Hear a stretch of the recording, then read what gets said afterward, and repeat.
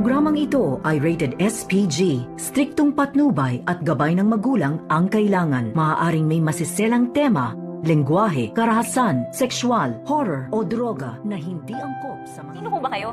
Bakit interesado kayo sa mga tanyag?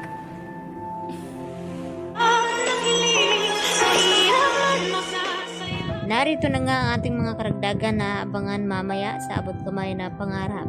Pati nga rin itong si Joanne ay nakilala din itong misteryosang babae na tila nagpaikot-ikot dito nga sa Apex Hospital.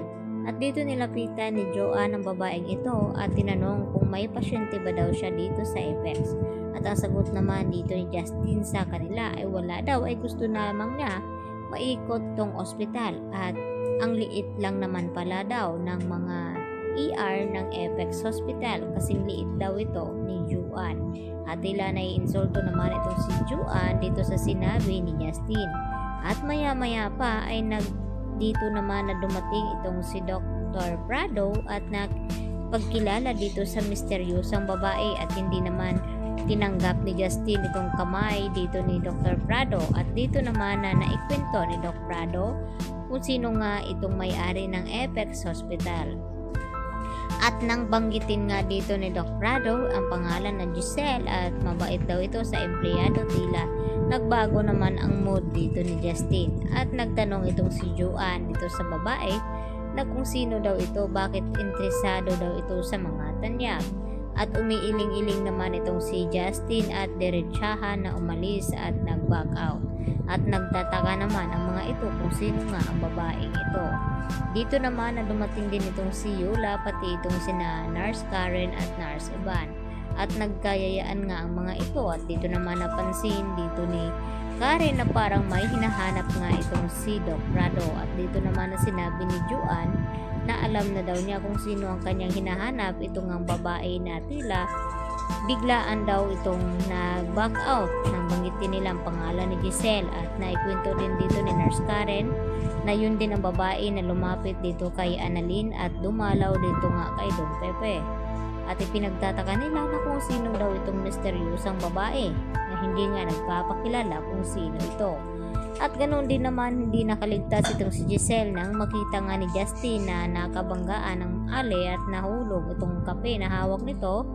Ay dito hindi makapigil itong si Justin na lapitan itong si Giselle at dito naman na sinabihan na kung bakit natapunan ng kape ang babaeng ito. Kung sa US daw ito ay tiyak na makukulong na nga itong si Giselle. At hanggang sa pumunta na nga itong si Giselle sa kwarto ng kanyang ama at dinalaw niya nga ito. At maya-maya nga ay may tumawag naman dito kay Justin at hindi nga nagpakilala kung sino nga ito. At dito na ipinagdasal na sana raw ay nagkapalit na lamang ng sitwasyon na itong si Don Pepe ay dapat si Giselle na lamang nakahiga daw roon at nag-aagaw buhay dahil malaki nga pala ang galit dito ni Justin sa kanyang ina dahil nagawa daw siyang iwan at ipamigay. At ang magpapatunay nito ay walang iba kapag nagkamalay na nga itong si Don Pepe dahil masyado daw itong close dito nga kay Don Pepe. At dito naman na tila dumalaw nga itong si Moira sa Apex Hospital upang kumustahin nga itong si Zoe. At dito pa lamang sa pintuan ng ospital ay dito naman na hinarangan ito ni Giselle na wag daw papasukin itong si Moira dahil nakaband nga daw ito. Dito naman na tila iniinsulto din ng paulit-ulit ni Moira itong si Giselle tungkol sa kanyang anak na nagawa daw ipamigay. Kaya dito naman na dumating bigla din itong si Justin at ipinagtanggol ang mga sinasabi dito ni Moira na mas kilala niya ito at mas marami daw itong alam si Justin sa kanila. Kaya wag daw nilang balaki na api-apihin itong si Annalyn dito sa Apex Hospital dahil baka siya daw ang kanilang makakalaban. At mas lalong naguguluhan itong si Moira at Zoe na kung sino ba talaga ang babaeng ito na kung bakit ganoon na magsalita sa kanila. Yan naman ang ating pagkatutukan mamaya sa abot kamay na pangarap. Bye-bye.